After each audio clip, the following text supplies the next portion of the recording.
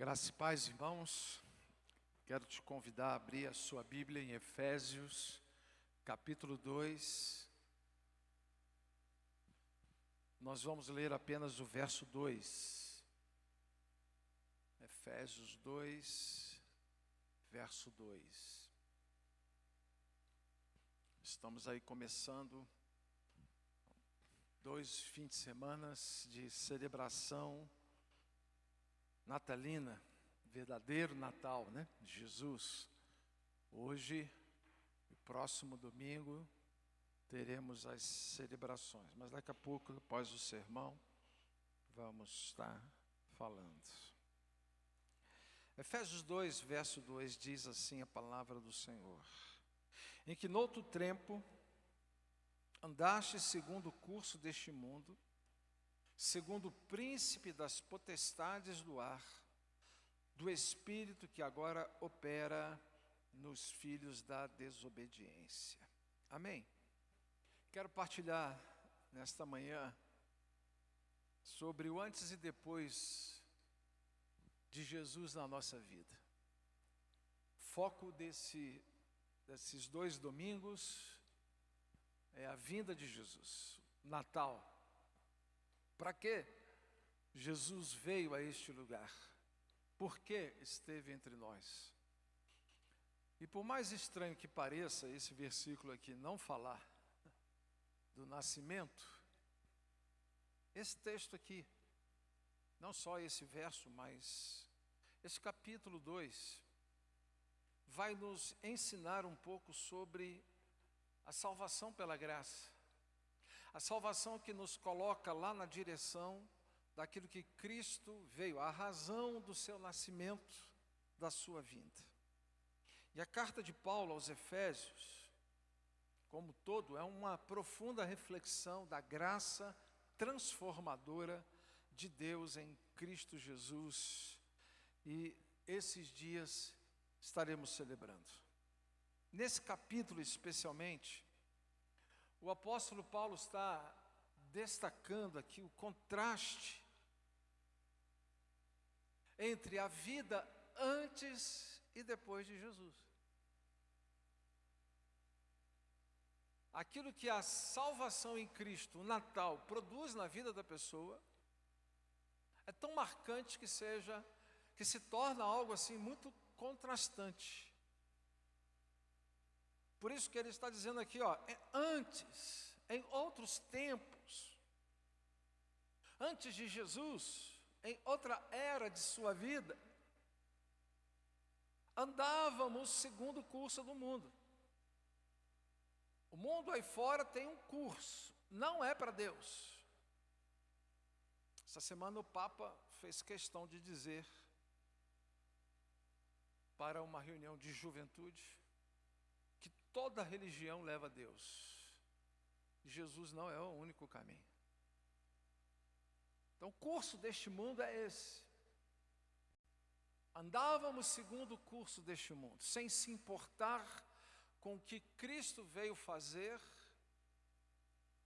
Quantos de nós celebrávamos o Natal apenas na perspectiva do bom velhinho, da rabanada, do peru?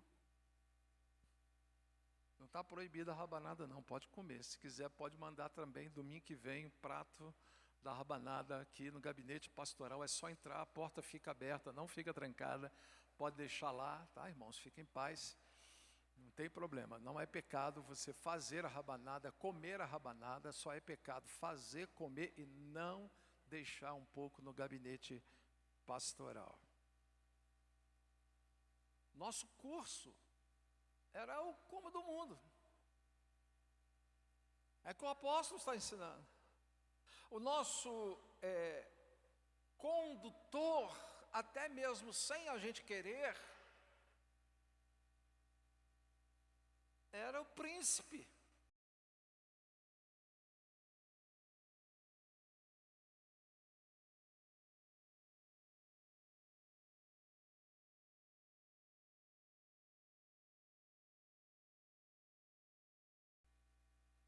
Agora, depois da salvação em Cristo, o mundo agora não é mais aquilo que faz a nossa cabeça, ou pelo menos não deverá mais ser, ou não deveria ser mais. Quem nos guia não é mais o espírito da desobediência, mas é o Espírito Santo do Senhor. E caminhamos não segundo as ideias desses principados que estão no ar, mas caminhamos pela palavra de Deus, porque aprendemos que na palavra de Deus está a direção. Então esta carta, que fala sobre a salvação pela graça, a obra de Cristo, a vinda, o propósito de sua vinda, e que especialmente neste capítulo está destacando o que era antes e depois de Cristo. Aliás, a vida é uma antes e a outra depois de Cristo. Especialmente nesse verso 2, nos coloca diante destas questões como condição passada. O que nos faz fazer um checklist da vida, se estamos exatamente colocando o mundo, os principados e todo este espírito que governa para outra perspectiva passada. Se não estamos conectados a estas coisas, se o que nos influencia não são esses que influenciavam antes. Essa é uma reflexão que nos mostra como está sendo a nossa jornada espiritual. Posto que se você tem sido frágil com estas coisas, demonstra que está faltando uma mudança de paradigma. Há uma mudança do curso da tua história que se conecta com a mudança que Cristo veio fazer. E que tendo Cristo, é impossível que estas coisas continuem. Quando vai ao verso 3, entre os quais todos nós também antes andávamos nos desejos da carne, fazendo a vontade da carne e dos pensamentos, e éramos, por natureza, filhos da ira, como os outros também. Ou seja, a Bíblia, quando nos coloca na mesma direção, na mesma proporção daqueles que são do mundo, que não têm Jesus, nos considera como ex do mundo. Éramos. É passado. Tudo se fez novo. Isso tem que fazer a gente refletir a jornada. O mundo nos moldava, não molda mais. Esses espíritos escolhiam para nós, não escolhem mais.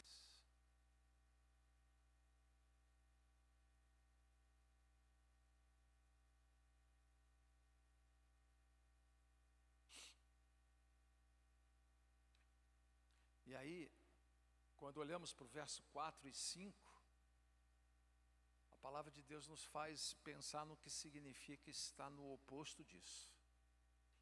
Quando diz, mas Deus, que é riquíssimo em misericórdia, e por que você acha que ele está destacando a misericórdia do Senhor dessa maneira?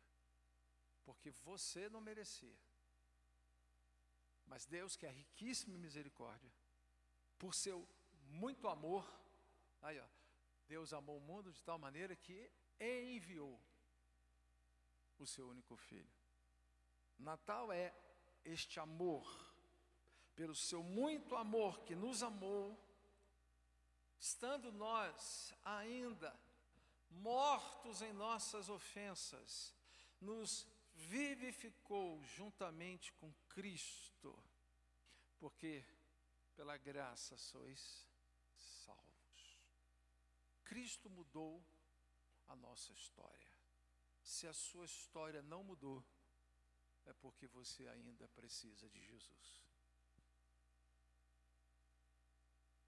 Porque a Bíblia coloca isto como um fato histórico da sua vida. Ou você mudou de vida, ou você precisa de Jesus. Deixa-me falar sobre os aspectos desse texto. Primeiro,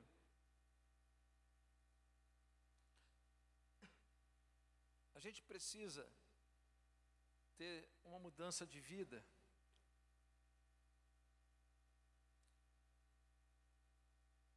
E não podemos, essa mudança de vida, encaixar a vida com o curso deste mundo. O mundo caminha sem Deus. O mundo tem seus deuses. Às vezes as pessoas têm deuses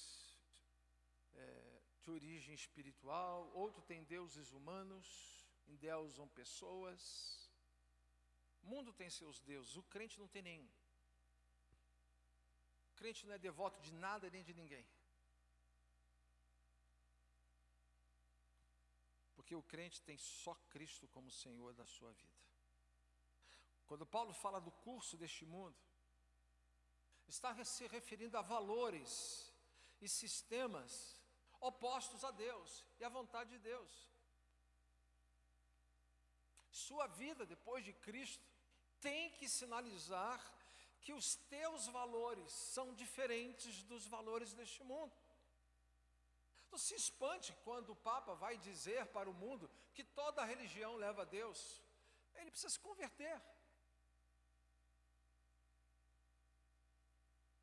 Ele não conhece a Cristo de verdade, porque se conhecesse falaria outra coisa. Agora você que conhece tem que demonstrar diferente.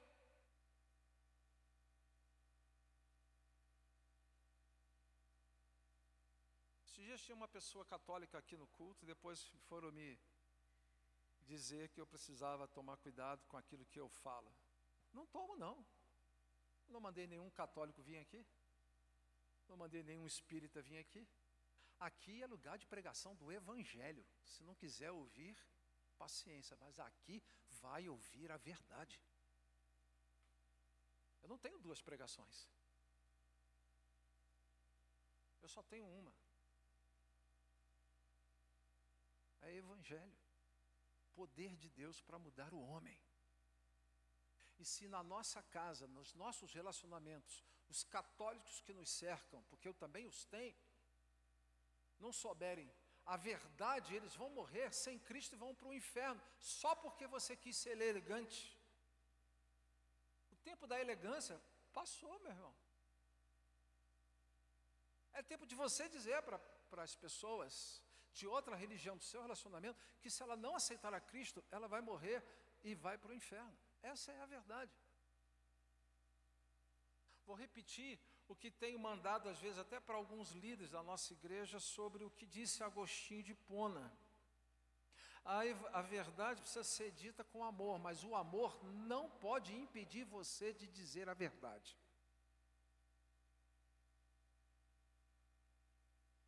Ainda mais na sociedade de hoje, sobretudo a do Brasil, esse falso amor que se prega aí fora, que faz com que a gente seja calado porque tem que ser politicamente correto. A Bíblia não é politicamente correta, a Bíblia só é correta. Política é um problema seu, não é da Bíblia.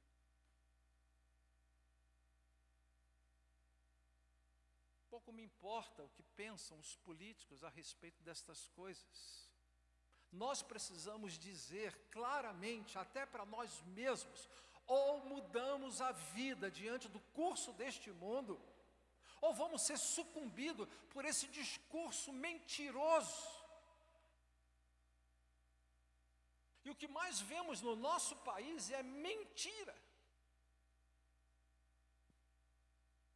Ou a gente encara de verdade que os valores do cristão se opõem aos que estão aí fora. Ou nós vamos ficar devendo para Deus uma satisfação sobre o que temos feito com a nossa vida, com aquilo que Cristo veio fazer em nós. Ele veio mudar a gente, e mudar de verdade. Deixa dizer que nós somos os Bíblias, aí está o crente, gente chata. Sabe por que chata? Porque nós só temos uma verdade. Nós não temos duas, e nem meia. Nós só temos uma. O valor deste mundo não é o mesmo nosso. Este curso é moldado por materialismo, rebelião, egoísmo contra Deus. Como cristãos, nossa postura é a de Paulo em Romanos 12, verso 2: não vos conforme com este mundo. Conformar é ser equiparado na forma deste mundo, ser moldado na forma deles. Nós não podemos ser moldados na forma deles. E deixa ele dizer mais, esta igreja aqui tem o privilégio de ser instruída a respeito dos últimos dias que estamos vivendo. Nesses últimos dias, o mundo virá perseguir a igreja como jamais a igreja viu em sua história. É tempo de nós mostrarmos se temos ou não uma vida com Deus, ou se temos uma vida sem Deus como o mundo está. Então a primeira coisa que precisamos avaliar, como está a sua vida com Deus? Esta passagem nos faz refletir que tais comportamentos são coisas do passado do crente e não do presente do crente. Quem éramos antes de Cristo tem que ser uma resposta contundente, não pode ser meia boca. Quem você era antes de Cristo tem que definir uma mudança.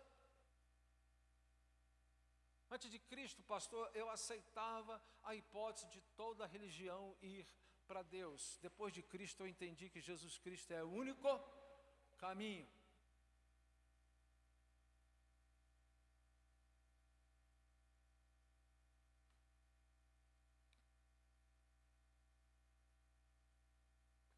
Antes de Cristo, pouco me importava se um membro da minha família pertencia a uma outra religião.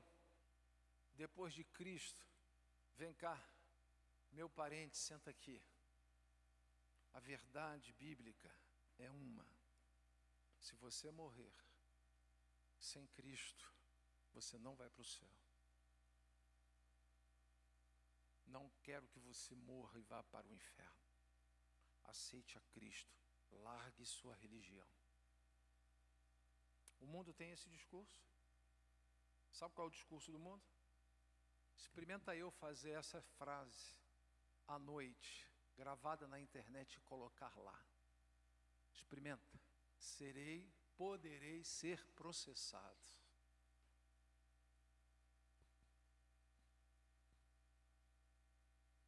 Talvez por nome, vamos apelidar, religiofobia.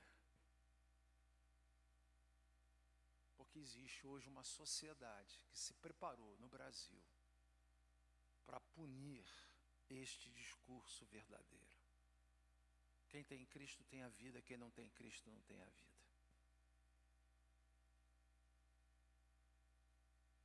Como podemos viver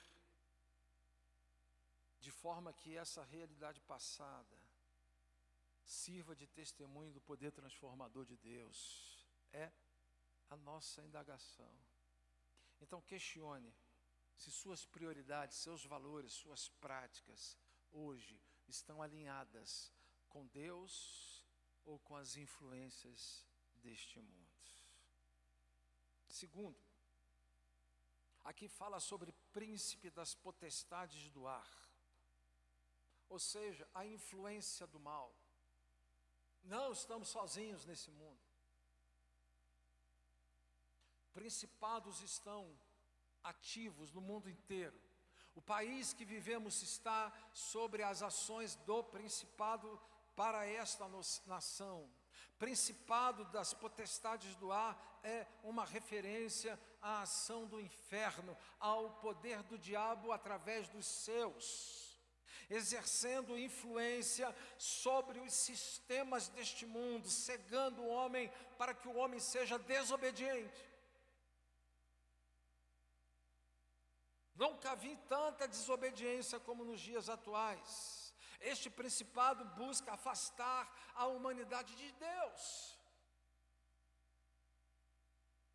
promovendo o engano. Imagina, essa semana, milhões e milhões de pessoas que são adeptos da religião católica, ouvindo o seu Papa dizer que ele pode ser o que ele quiser, ele vai chegar a Deus. Isso é uma mentira desse principado que atua na vida dele.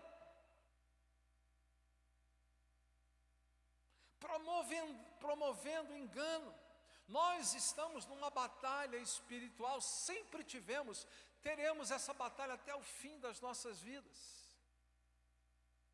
E precisamos entender que nós lutamos não é contra a carne e o sangue.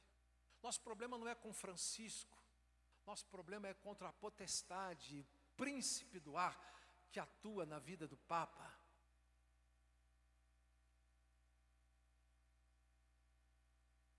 Precisamos é reconhecer que estamos em batalha. Batalha espiritual não tem negócio. É inimigo. É inimigo. Não tem, pastor, vamos dar uma ajustadinha. Ajustar o quê? Quando lá em Efésios 6, verso 2, porque não temos que lutar contra carne e sangue, mas sim contra principados, potestades, príncipe das trevas deste século, contra hostes espirituais da maldade nos lugares celestiais. No contexto de Efésios 6, o Senhor manda a gente andar armado, escudo na mão, espada na outra, proteção, porque nós vamos sofrer. Se nós não fôssemos alvo do inimigo, nós não precisávamos ter armadura. Agora tem crente que não quer saber, parece que está vivendo no mar de rosas. E na primeira batalha espiritual reclama. Precisamos aprender a resistir o inimigo quando vem contra nós. E precisamos aprender a atacar o inimigo quando chegou a hora da nossa vitória.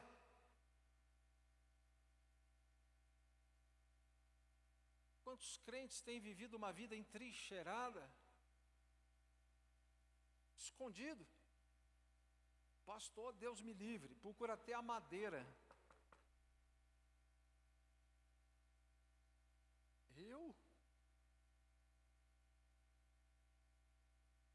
A marca de uma mudança é que você não está nem aí para o que o inferno pode fazer, porque você sabe que você, diante do inferno, está representando o exército poderoso do Senhor. Quiseram colocar uma enorme armadura no pequeno Davi, não coube nele, ele tirou e foi em nome do Senhor dos exércitos, porque em nome do Senhor dos exércitos, até uma pedrinha mata gigante.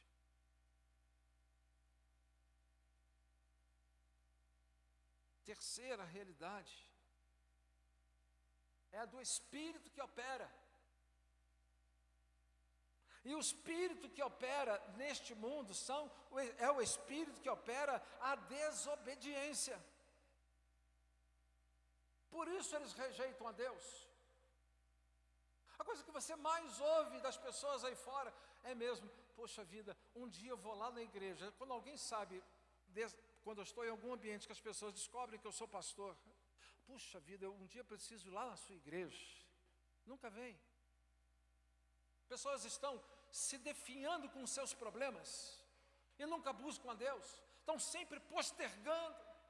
Por quê? Porque há um espírito atuando neles. Que espírito é esse? Para tirar a vontade de estar na igreja. Aliás, parece que esse espírito que atua nos não crentes, atua em muitos crentes, né? E tira a vontade de vir à igreja com a vontade. Depois reclama. Quando as coisas dão errado. Isto resulta em uma vida governada por aquilo que esses espíritos trazem. E o que eles trazem? Paixões carnais, desordem espiritual. A bagunça que está espiritualmente em nossa nação não tem precedente.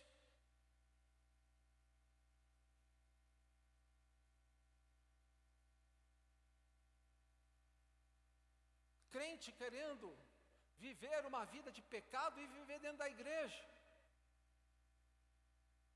Quem é que está comandando? Que espírito é esse?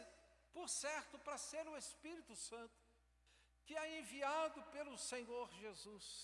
Quando nós o aceitamos como Salvador, selando-nos com Ele, por certo, não é para a desobediência que Ele vem, é para nos conduzir à obediência, é para a renúncia nossa, é para nos dar condições de fazer a vontade de Deus. Agora, este espírito do mundo faz com que as nossas prioridades, fazem com que as nossas paixões estejam acima das prioridades do reino e das paixões pelo Senhor. De crentes que, por exemplo, não estão largando nada, como se Jesus não tivesse feito o suficiente para que isso pudesse ser feito por nós. A única coisa que eu temo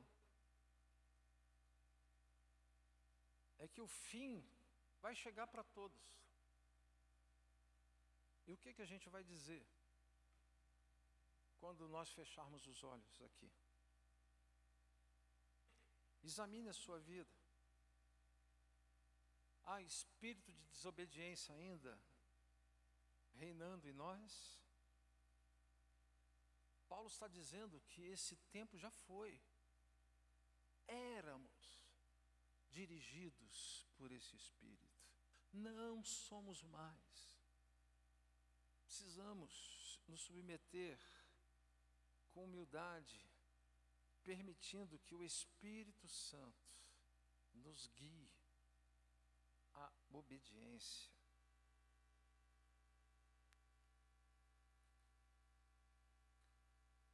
Quero concluir. A transformação do cristão coloca sobre ele uma identidade. Quando você nasceu nesse país, você foi ser registrado e passou a ter uma identidade. Você é brasileiro. Arthur nasceu no Brasil ou lá? Lá. Ele tem um registro de lá? Ali, Arthur, faz assim. É o inglês aqui da igreja.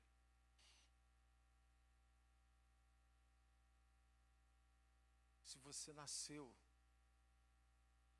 em Cristo, nasceu no reino de Deus. E você tem uma identidade. Nós não somos mais deste mundo. Somos de Deus. Essa é uma transformação. Andamos nesse mundo, mas pela graça não somos dele. Eu não sei como conseguem alguns crentes defender o mundo. Eu não consigo entender como alguns de nossa igreja defendem coisas do mundo. Não consigo. Tenho dificuldade. Nós não somos desse mundo. E o sinal de que não somos é a transformação. Essa transformação é a mensagem central do verso 2 do capítulo 2. Éramos, não somos mais, fomos transformados. Se você tem Cristo, não pode ser mais a mesma pessoa. E se você é a mesma pessoa, por favor, aceite a Cristo.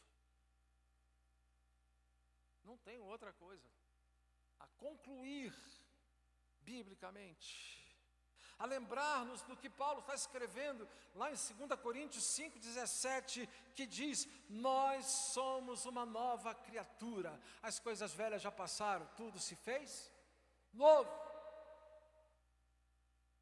Paulo está falando isso aqui em Efésios, Paulo está dizendo isso para Corinto, Paulo vai dizer isso aos Gálatas. E Paulo está dizendo hoje, pela ação do Espírito Santo, a esta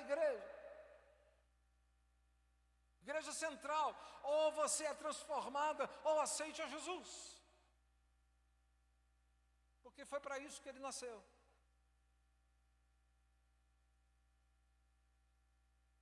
custou a sua vida. Estamos celebrando o Natal. O que estamos celebrando? Isso. Poder de Deus para mudar aquele que nele crê. Tem que ter mudança em sua vida. Sua cabeça tem que pensar de outro jeito. Sua fala tem que ser outra. Seu comportamento tem que ser outro. O lugar aonde você anda tem que mudar. Seus amigos têm que ter outra perspectiva. Sua agenda para Deus tem que mudar. Seu compromisso tem que mudar. Pastor, não tem mudança nenhuma. Aceita Jesus, meu irmão.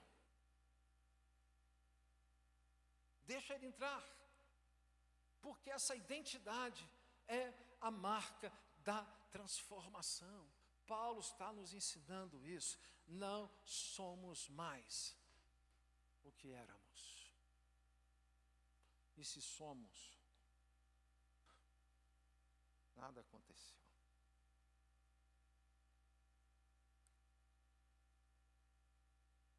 Que a gente reflita sobre o contraste da antiga vida e a nova vida em Cristo. Nos lembrando de onde viemos lá do mundo, que fomos resgatados lá, fomos trazidos para o reino do Filho do seu amor. Não somos mais conectados ao mundo, nem ao curso dele, nem ao principado, nem ao espírito que atua neste mundo. Fomos transformados pelo poder de Deus na salvação em Cristo, selados, ungidos, batizados com a pessoa do Espírito Santo. Vive em nós para nos conduzir para um caminho de transformação, de mudança, de renovação, e que isso nos inspire a ter uma vida cristã melhor, em nome de Jesus. Amém? Vamos ficar em pé? Vamos orar? Depois nós vamos cantar. Pai, obrigado, Senhor, por esta manhã. Obrigado pela Tua palavra, Senhor. Nos desafia. Jesus, te agradecemos, porque Natal é essa mudança. É o Senhor na nossa vida, em que coisas ficam para trás, e graças a Deus porque ficam, e uma nova vida está pela frente. Louvado seja o Senhor. Que essa transformação seja a realidade de todos nós aqui nesta manhã, seja a realidade da Igreja Central, e que isso seja para a glória do Senhor. E se temos falhado,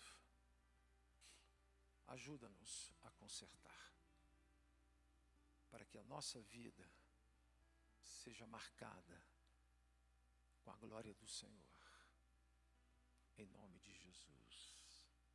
Amém?